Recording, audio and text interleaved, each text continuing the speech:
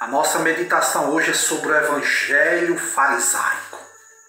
Colossenses 2,20, a Bíblia diz: se morrestes com Cristo para os rudimentos do mundo, porque como se vivesses no mundo vos sujeitai a ordenanças, não manuseis isto, não proves aquilo, não toques aquilo outro, segundo os preceitos e doutrina dos homens. Pois que todas estas coisas com uso se destrói. É o que Paulo escreveu aos Colossenses. Mas o que é o Evangelho farisaico? Este outro Evangelho, entre aspas, é um conjunto de dogmas humanos que se assemelham à doutrina pregada pelos fariseus na época de Jesus, que eram homens formalistas, homens regionalistas. Os fariseus eram homens ritualistas, nominalistas. Eram homens que endeusavam as obras. Aleluias. O farisaísmo atual é um liberalismo às avessas também, sim, pois eles afirmam que combate o pecado em todas as suas formas, porém faz isso de modo extremo, criando muitas vezes rígidas regras de comportamento que muitas vezes chega a escravizar os cristãos. No Evangelho dos fariseus, centrado muitas vezes em leis humanas, a Bíblia é usada a seu bel prazer para justificar ensinamentos originados na cabeça de líderes que não têm a palavra de Deus. Muitas vezes os fariseus modernos, se dizendo conservadores, usam de forma extremista para escravizar os cristãos. Algumas denominações que chegam a publicar regulamentos internos com mandamentos extrabíblicos, prescrevendo até punições para os seus infratores. O Evangelho farisaico carrega os salvos em Cristo de ordenança segundo os preceitos e doutrinas de homens. Mas a Bíblia diz: ai daqueles que chamam mal de bem e de bem chamam mal. Deus, ele olha para o lado de dentro do ser humano.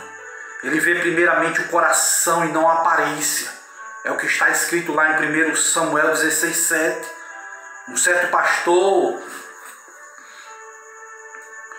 certa vez estava na igreja e recebeu várias ordenanças. E ele dizia que nas ordenanças estavam escritas: os homens não podem usar paletó com abertura atrás, nem usar salto alto. Outro ponto dizia: as gravatas não poderão ter cores exageradas. E a sua largura não pode ultrapassar 7 centímetros. É proibido o uso de camisetas, a não ser que tenha frases, versículos bíblicos. E outro ponto dizia: os obreiros não poderão usar roupas que chamem a atenção, calças com boca acima de 24 centímetros, sem bolsos laterais, ou roupas estampadas berrantes. E para as irmãs é permitido o uso de cinto, desde que a sua largura não ultrapasse a 2 centímetros. Naquele estatuto estava escrito que o salto do sapato era de 3 centímetros no máximo para as irmãs. As irmãs que usassem óculos de sol ou lentes que chamassem atenção seriam punidas. Meu irmão, pelo amor de Cristo, aonde é que está isso na palavra do Senhor? Acréscimos e mais acréscimos. A Bíblia diz: ai daqueles que chamam de mal o bem, bem o mal, diz que fazem da escuridade luz e luz escuridade, daqueles que chamam de amargo doce, o doce chamam amargo. Existe uma inversão de valores nos dias atuais. Jesus falou contra essa inversão de valores praticada pelos fariseus. O mestre não quis dizer essas palavras, que a aparência deve ser desconsiderada, não. Mas deixou bem claro que o homem interior é mais importante do que o homem exterior. Jesus deixou isso claro.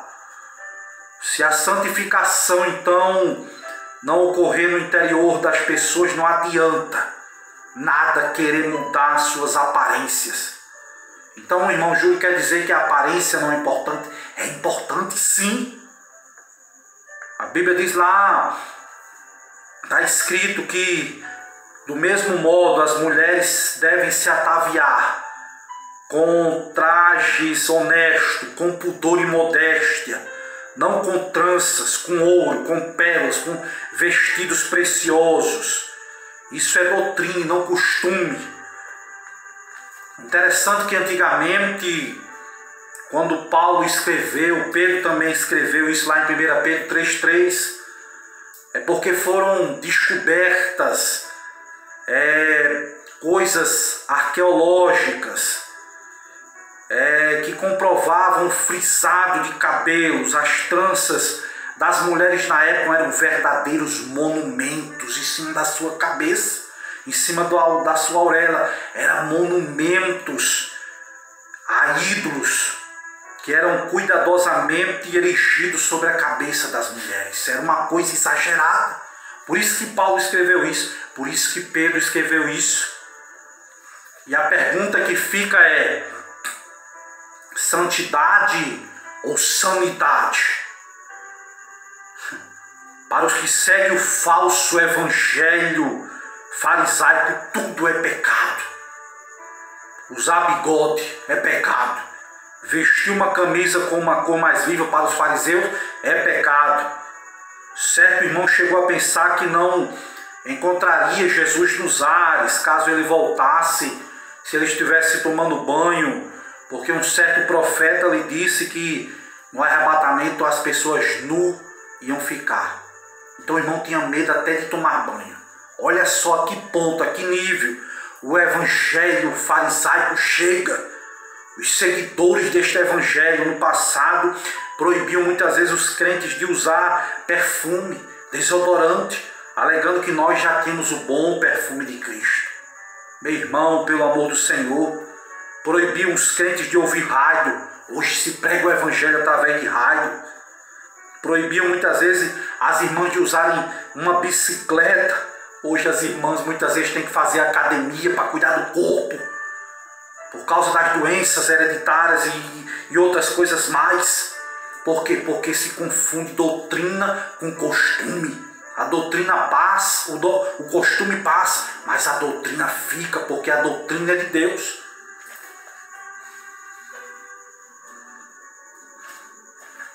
Estamos vivendo dias em que estão coando mosquito engolindo camelo. E Jesus falou sobre isso. Ai de vós, escribas, fariseus hipócritas, coam mosquitos e engolem camelo. Quantas igrejas não fazem terrorismo, quantas contribuições. O membro que não entrega o dízimo em certas denominações não pode sequer participar da ceia. Onde é que está isso, pelo amor do Senhor? Aonde é que está isso? Os fariseus desse tempo pós-moderno, a semelhança dos que andaram na terra há 2000 anos atrás, veem com facilidade os ciscos que estão nos olhos dos irmãos, contudo não conseguem enxergar as traves de madeira que estão nos seus olhos. Aleluia! Muitos líderes estão preocupados com as minúcias, mas toleram nos púlpitos de suas igrejas animadores de auditório que pregam blasfêmias, que pregam heresias. Vamos ter cuidado com isso. Os frutos diz respeito ao homem interior, mas as obras, aleluias, do coração pertencem ao nosso Deus. E Jesus nos guarde desse evangelho farisaico. Jesus é grande em nossas vidas. Amém.